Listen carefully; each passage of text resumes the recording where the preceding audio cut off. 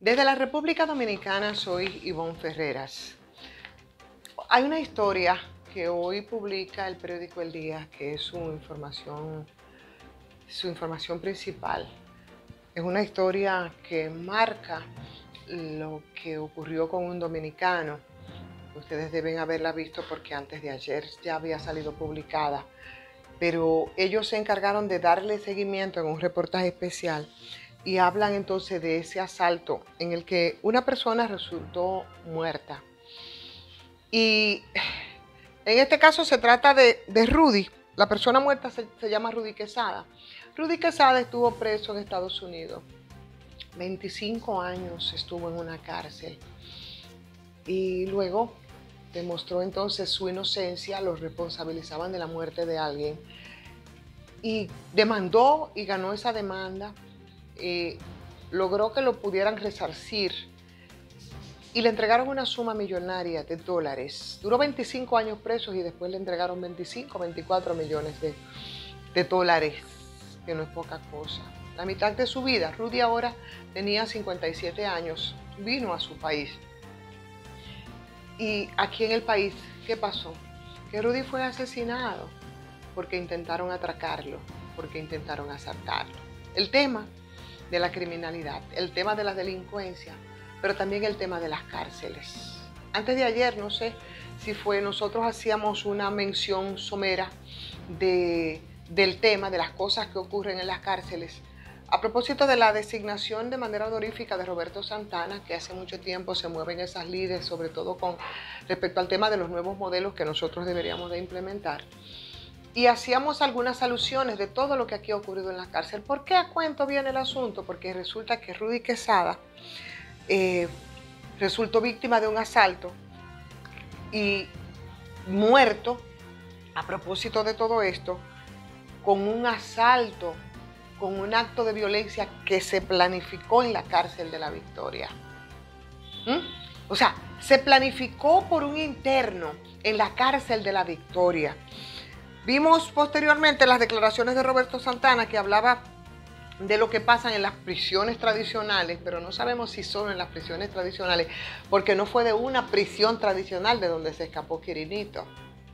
No fue de una prisión tradicional.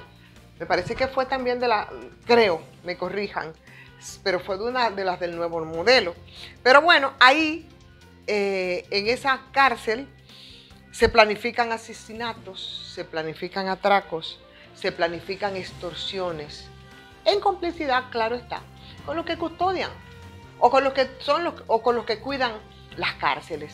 ¿Cómo este antisocial logró hacer el contacto? Bueno, ocurrió en Las Caobas y el interno, que se llama Yamel Santana Fajardo, hizo contacto a través del teléfono celular con una persona, con un hermano. Ese hermano contrató a 3 delincuentes más, le dieron seguimiento de cuáles eran sus hábitos, de qué cosas él hacía. Y ahí entonces fue asesinado el señor Rudy Quesada, marcado, óyeme, yo no sé si por la mala suerte o qué, pero sí por la desgracia. Finalmente, un hombre relativamente joven, a los 57 años, murió de manera trágica, después de haber pasado de manera injusta 25 en la cárcel y aquí víctima de este criminal. Pero tomamos el caso de Rudy para hacer énfasis, señores, en lo que pasa en las cárceles de nuestro país. ¿Cómo es posible que a estas alturas, y cómo es posible que un inadaptado, un antisocial como este, tenga contactos y pueda hacer planificaciones de este tipo y atentar contra la vida de la gente desde las cárceles? ¿Cómo lo hacen?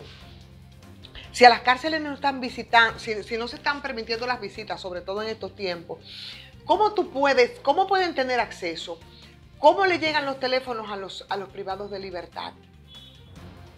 ¿Quiénes proveen a los internos, por ejemplo, para el negocio del tráfico de drogas, que también es algo llevado y traído en las cárceles? Como denuncia el mismo Roberto Santana, él habla de las cárceles tradicionales, de las cárceles que no son parte del nuevo modelo, pero para esas extorsiones, para esos atracos, para esos asesinatos, ¿de quiénes se valen estos privados de libertad? ¿Cómo pueden ellos conseguir entonces esos contactos? ¿Qué hacen los que están ahí para custodiar? ¿Qué hace, por ejemplo, la dirección de prisiones? ¿Para qué sirve? ¿Qué hace la dirección de prisiones? ¿Por qué se mueven? Óyeme, dependiendo de la cantidad que hayan acumulado estos antisociales en las cárceles, estos internos, se mueven como pez en el agua. Al final del día, ¿quiénes son más delincuentes? ¿Los que están internos o los que están para cuidar los internos? Yo creo que los grandes delincuentes, y solamente esto es posible, es porque son mucho más delincuentes quienes están ahí custodiando las cárceles. Porque ya eso resulta un negocio. Y tú ves gente que por estar trabajando en la cárcel y por ser centinela, te acumulan y te exhiben dinero. Porque simplemente se han vuelto unos truanes, cómplices de estos delincuentes que igual son una amenaza. Pero ven acá, ¿para qué sirven entonces las fuñidas cárceles en nuestro país? Si tú desde afuera, tú tienes un grupo de bárbaros, de delincuentes que están dándote seguimiento para que ocurra lo que ocurrió con Rudy Quesada. Y cómo fue asesinado. Y así como este caso, Señor, todas esas expresiones de violencia, de atraco, de criminalidad. Entonces tú no ves ni cuál es la prevención, ni cómo entonces finalmente esta gente pueden ser readaptados, porque cuando van a las cárceles, miren lo que se convierte en las cárceles. Entonces, ¿qué es lo que está pasando? ¿Y cuáles serán las políticas entonces que nosotros vamos a tener para el reiterado tema de la criminalidad y de la delincuencia, que no es más que una expresión del tema de la pobreza? Volvemos al punto, pero nos quedamos en las cárceles. ¿Por qué y cómo salió Quirinito? ¿Dónde estaba la dirección de prisiones? Fue de una de estas cárceles, vuelvo y reitero. Fue de esas cárceles de donde salió. Y se suponía muerto y después estaba vivo. Todo un desastre, todo un chantaje y toda una burla tan burlesco como, por ejemplo, esas acciones y esos movimientos que pueden tener los reclusos dentro de las cárceles. Nosotros estamos, o sea, tú no sabes qué es mejor o qué es peor. Si que estén en las calles libres o que estén entonces en prisión.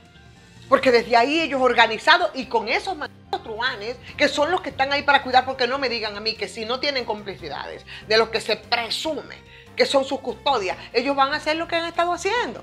Entonces, esa partida de delincuentes que están ahí en las cárceles para cuidar. Entonces, también de eso tenemos que cuidarnos, porque son los que proporcionan esas acciones criminales de gente que, como el involucrado en este crimen, aquí está el nombre, el interno Yamel Santana Fajardo, pueden hacer lo que les da la gana, pero a los otros nadie los toca, señores. En estos tiempos donde tenemos tantas crisis acumuladas, yo creo que tenemos que también revisarnos como país. En un país que solo el hecho de enfrentar de la forma que lo hemos hecho y en total desventaja por los manejos inadecuados que se ha hecho de esta pandemia, estamos hasta la coronilla, pero también tenemos una sociedad y una población estresada, con una salud mental que está, óyeme, afectada en muchos casos, no solamente por el encierro, no solamente por la incertidumbre respecto a esta enfermedad, también por las limitaciones. Y encima de eso, tenemos que seguir preocupándonos y asustados, porque no sabemos lo que nos puede pasar con pandillas, con redes organizadas desde las cárceles, con presos, pasando por quienes los cuidan también, porque no hay forma de que sea posible. Yo creo que es mucho y es demasiado. Y creo que este país merece una mejor suerte. Vamos a darle like a esta transmisión, vamos a compartirla, vamos a decirle a otros también que la compartan, vamos a avanzar y vamos a consolidarnos. Soy Ivonne Ferreras.